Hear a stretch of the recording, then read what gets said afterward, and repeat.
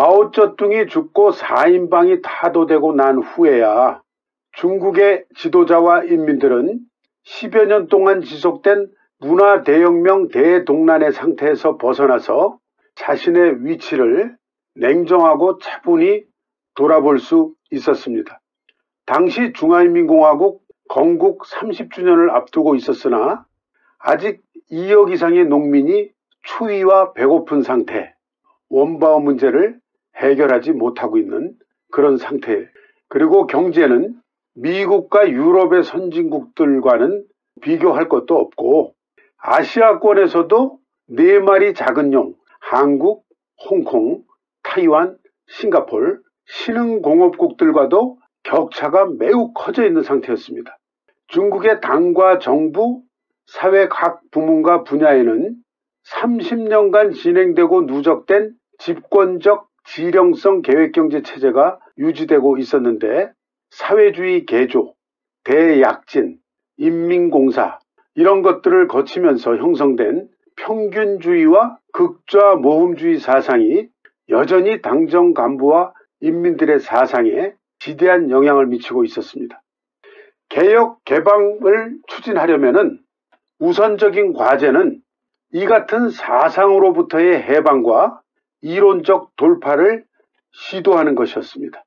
그전에는 자본주의의 착취로부터 인민을 해방시킨다고 그러면서 사회주의 개조를 30년 정도 열심히 추진했는데 이제 그러한 것으로부터 탈피하고 해방하는 것이 개혁 개방의 우선적인 과제가 된 것입니다. 매우 역설적이죠. 덩샤오핑을 포함한 중국 지도부는 2차 세계대전 종전 후에 중국의 내륙지방과 같은 빈곤 상태에 처해 있던 소위 아시아의 4마리 용, 야조 스샤오롱, 그 중에서도 특히 조선전쟁 자신들이 직접 참전했던 그 폐허 기억밖에 남아있지 않았던 남조선 같은 나라가 자본주의 시장경제 체제 속에서 성공적으로 경제발전을 추진하고 있는 모습에 매우 강한 충격을 받았습니다.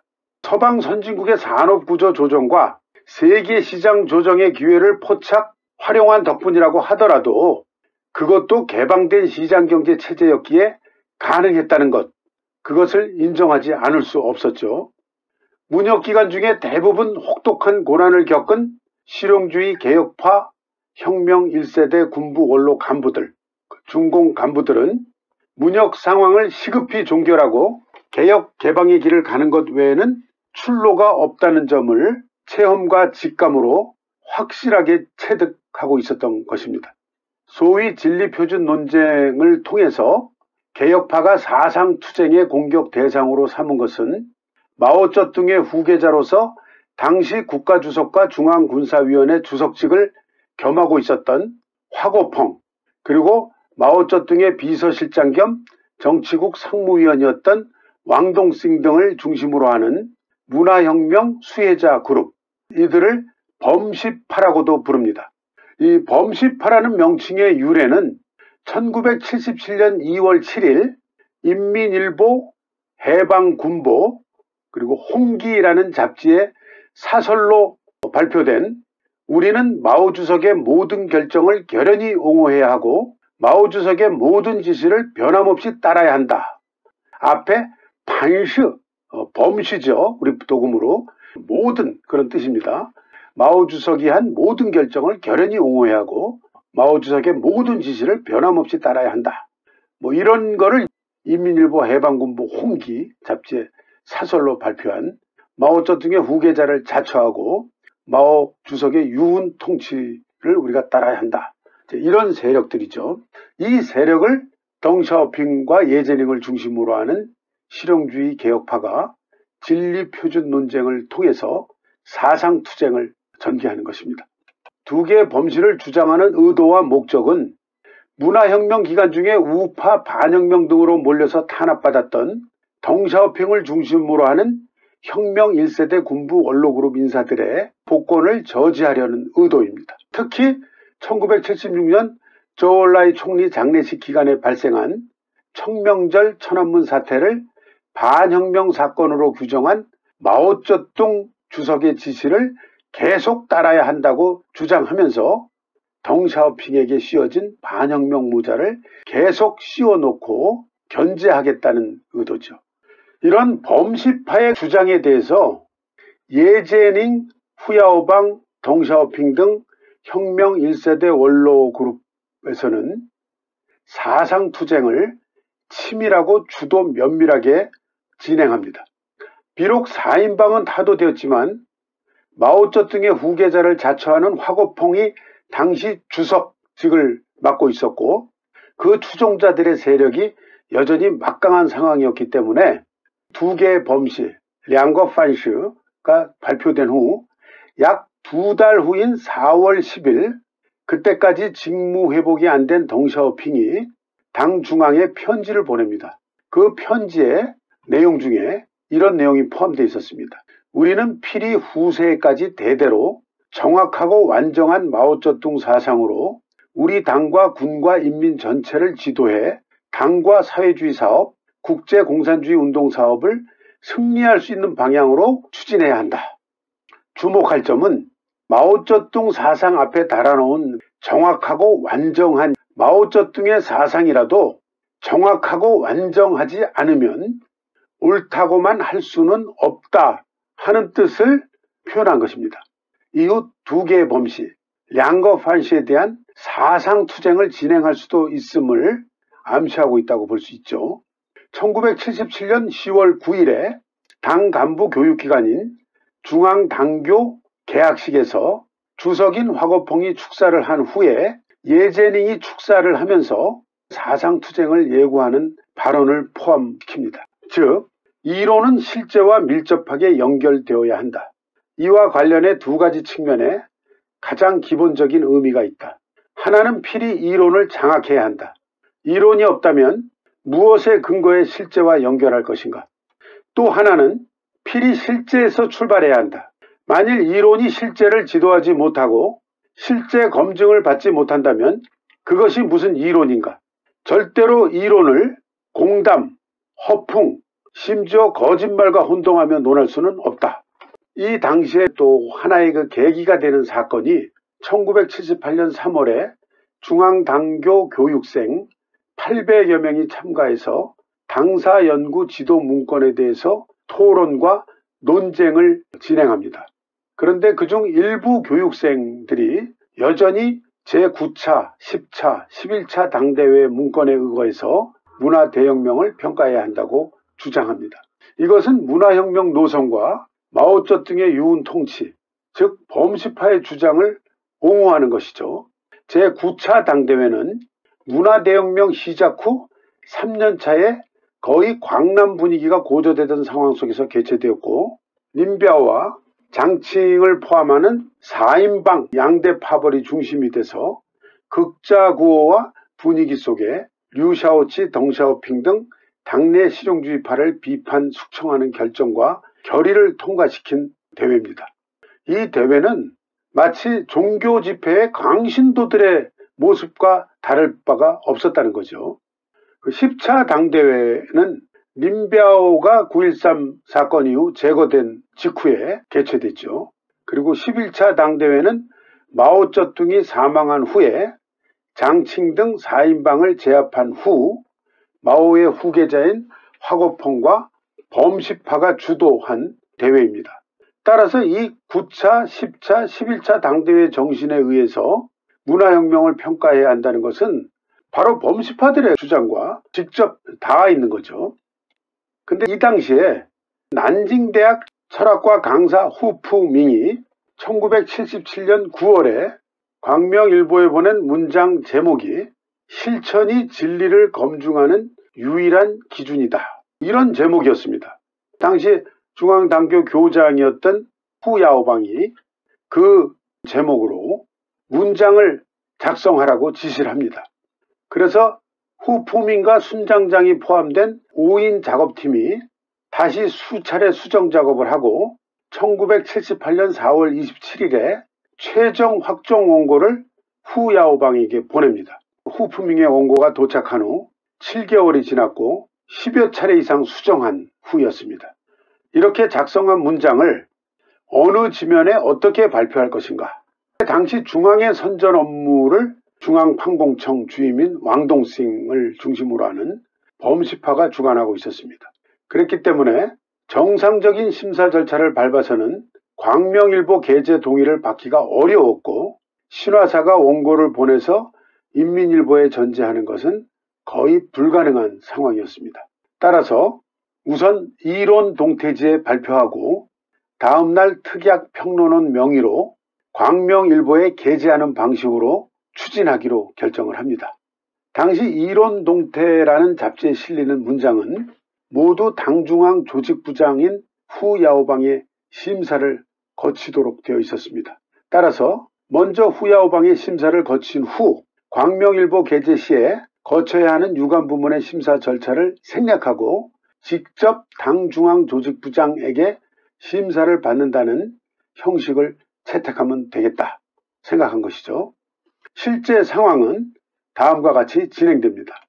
1978년 5월 10일에 중공중앙당교 내부 간행물인 이론 동태가 실천이 진리를 검증하는 유일한 기준이다 라는 제목의 문장을 게재하고 그 아래에 광명일보사 원고 제공이라고 표기를 합니다. 당시 중공중앙주석 화고펑은 북한을 방문 중이었습니다. 그리고 그 다음날 5월 11일 이 문장을 광명일보 특약 평론원 명의로 광명일보 제1면에 발표합니다. 그리고 당일 밤에 신화사가 전국 주요 지방 신문사에 이 문장을 발송합니다. 다음날 5월 12일 이 문장이 인민일보, 해방군보, 그리고 6개 지방신문에 전제됩니다. 다시 5월 13일 15개 지방신문에 전제됩니다. 5월 말까지 중국 전국 33개 지방신문 중 30개 신문에 이 진리표준이라는 이 문장이 전제됩니다. 중국 공산당사, 중국 현대사를 바꿔놓은 문장이죠. 이같이 이 문장이 주요 중앙지와 지방지를 통해 발표되고 나서 당시 중공중앙위원회 부주석 왕동싱을 비롯한 범시파가 저항을 시도했겠죠. 그렇지만 이들은 4인방 제압에서는 결정적 역할과 공헌을 했지만 또 다른 한편에서는 문화혁명의 수혜 세력이고 마오쩌둥에게 후계자로 지명받은 화고펑을 중심으로 하고 있었으므로 대응하는 데에도 모순과 한계가 노출되었고 무기력하게 대응할 수밖에 없었습니다. 후야오방과 덩샤오핑 등 문화혁명 피해자 세력의 진리표준 토론은 바로 범시파의 이 같은 약점을 겨냥하고 공격했습니다. 토론이 진행될수록 중앙과 지방의 당 간부들 간에 화고펑과 왕동싱을 중심으로 하는 범시파의 문제와 한계에 대한 공감대가 계속 확산되었습니다. 당시 지방당의 간부와 지도자들 대다수는 문화혁명 시기에 비판이나 숙청을 받고 순환을 당했고 1971년 린베어의 쿠데타 실패 사건인 9.13 사건 이후에 복권된 자들이 대부분이었으므로 진리표준 논쟁은 이들에게 문화혁명과 두 개의 범시를 주장하는 범시파에 대해 불만과 의견을 표출할 수 있는 멍석을 깔아준 그런 효과를 발휘합니다. 그리고 또 한편으로는 진리표준에 동의를 표시하지 않는다면 결국 범시파 지지파로 비판받게 될 수도 있다는 그런 기후를 조성합니다. 그러면서 살아남기 위해서 대세에 따르는 사람들이 갈수록 늘어갑니다. 덩샤오핑은 진리표준에 대한 지지 발언을 계속하면서 확대시켜 나갑니다. 5월 19일과 5월 30일에 문화부 핵심 간부들을 접견한 자리에서 문장 내용이 마르크스 레닌주의에 부합한다고 밝히면서 이렇게 이야기를 합니다. 현재 실천이 진리를 검증하는 기준이라는 마르크스 철학의 기본 개념조차 문제가 되니 정말 이상한 일이다. 그 당시의 중공 내부 분위기는 그 정도로 비정상적인 상황이었습니다. 마오쩌둥에 의해서 장기간의 1인 독재 체제가 유지되었기 때문에 그 두 개의 범시, 이게 사실 말도 안 되는 소리 아닙니까? 마오쩌둥이 얘기한 건 뭐든지 다 옳고 뭐든지 그대로 따라야 한다는 그런 말도 안 되는 소리가 어디 있습니까? 근데 그때는 여기에 대해서 토를 달기만 해도 반혁명으로 그 자리에서 총살을 당해도 하나도 이상하지 않은 그런 분위기였다는 거죠. 결국 마오쩌둥이 죽고 나서도 두 개의 범시 같은 황당한 주장을 하면서 세력을 유지하려는 범시파라는 것을 만들어냈고, 이들이 실제적으로도 당과 정부의 주요 요직을 차지하고 있었습니다. 1978년 6월 2일에 전군 정치공작회의에서 덩샤오핑이 다음과 같이 발언합니다. 우리들 중에도 일부 동지들은 날마다 마오쩌둥 사상에 대해 말한다. 그런데 마오쩌둥 사상의 핵심이고 마르크스 레닌주의의 근본 관점이기도 한 모든 걸 실제에서 출발해야 한다는, 즉 이론과 실천을 상호 결합해야 한다는 근본 원칙인 실사구시를 잊어버리거나 포기하는 사람들이 있다. 심지어 어떤 사람은 실사구시를 견지하고 실제에서 출발해 이론과 실천을 결합하려고 노력하는 사람을 천하대죄를 짓는 것이라고 매도하기도 한다. 그들의 실제 관점은 그저 맹목적으로 모방하고 바꾸고 옮기면 그만이라는 식이다. 이는 마르크스 레닌주의와 마오쩌둥 사상을 위반하는 것이고 당 중앙의 정신을 위반하는 것이다. 원래 이 같은 어법과 수법은 마오쩌둥의 전유물이었습니다. 그러나 이제 마오쩌둥이 죽고 난 후에 덩샤오핑이 이 같은 어법과 수법으로 당 중앙의 정신에 대한 위반 여부를 판별하고 규정할 수 있게 된 것입니다. 이는 덩샤오핑을 중심으로 하는 원로 그룹이 권력 투쟁에서 승세를 잡았다는 것을 의미하죠. 1978년 9월에는 덩샤오핑이 쓰촨, 광동을 순시하고 북한을 방문하고 오는 길에 만주지구, 즉 동북 삼성, 장춘, 하얼빈, 셔냥, 성회 도시들과 허베이의 탕샨, 텐진 등지를 순시하면서 이 같은 의견을 전파합니다. 그러니까 사상 투쟁을 계속하는 거죠. 당시에 성급 지방 지도자 중에서 처음으로 진립표준의 공개 지지를 표명한 사람은 헤이롱장성 위원회 제1서기인 양이천이었습니다. 이후 이 논쟁을 둘러싼 범시파와 실용주의 실천파 간의 판세가 급속하게 역전됩니다. 범시파가 실천파의 진리표준 논쟁 공세를 당해낼 수 없었던 근본적인 이유가 있었습니다. 즉, 화고펑을 중심으로 하는 범시파가 대표적인 공적으로 내세우는 것은 4인방을 제압했다는 것인데, 마오쩌둥이 중시한 문화대혁명을 실제로 주도해온 세력이 또 이 4인방입니다. 따라서 범시파가 주장하는 마오 주석이 결정하고 지도한 모든 것을 계속 옹호하고 견지해야 한다 하는 주장하고, 그것을 그렇게 실천해온 4인방을 자기들이 타도했다고 또 공적으로 내세우는 것은 논리적으로도 모순이고 자가당착이 되는 거죠. 그래서 이 실용주의 사상투쟁, 이 진리표준 논쟁 공세를 범시파가 당해낼 수가 없었습니다. 진리표준 토론은 대략 3개 단계를 거치면서 진행됐습니다. 먼저 1978년 5월부터 시작해서 12월까지는 중공 11기 3중 전회에서 이 토론에 대한 긍정적인 평가를 합니다.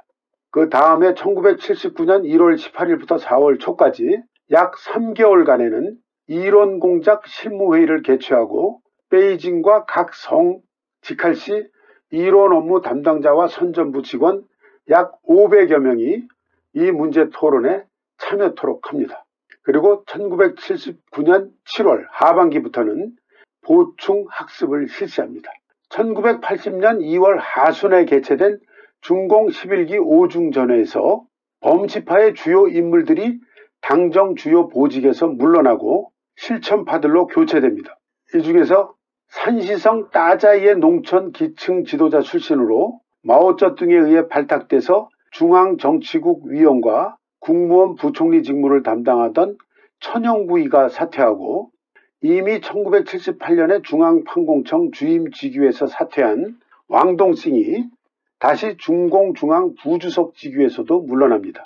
그리고 1980년 4월에는 1978년 베이징시 제1서기직을 사퇴한 우더가 다시 전국인민대표대회 상무위원회 부위원장직에서 또 물러나고, 국무원 부총리인 지덩쾌이도 사퇴합니다.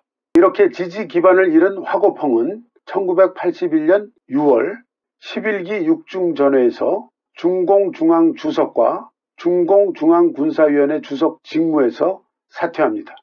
그리고 중공중앙주석은 후야오방이, 중앙군사위원회 주석은 덩샤오핑이 취임을 합니다. 9월에는 화거펑이 국무원 총리직도 사퇴하고 이 자리에는 짜오지양이 취임을 합니다. 이렇게 돼서 1976년 10월 4인방 제압 후에 형성된 화거펑 체제는 완전히 붕괴됩니다. 1981년 초부터는 화거펑이란 이름이 중공 내 공개적인 정치 무대에서 사라집니다.